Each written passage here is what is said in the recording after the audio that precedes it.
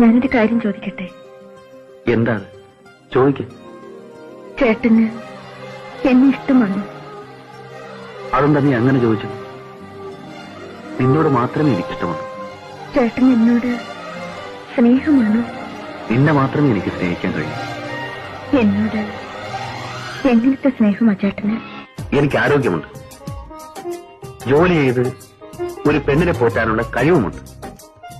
ഈ നാട്ടിൽ എന്റെ ഭാര്യയാകാൻ എനിക്ക് ഒരുപാട് പെണ്ണുങ്ങളെ കിട്ടും. എനിക്കില്ലാത്തത് ഒരു സഹോദരിയാണ്. എനിക്ക് വേണ്ടത് അതാണ്.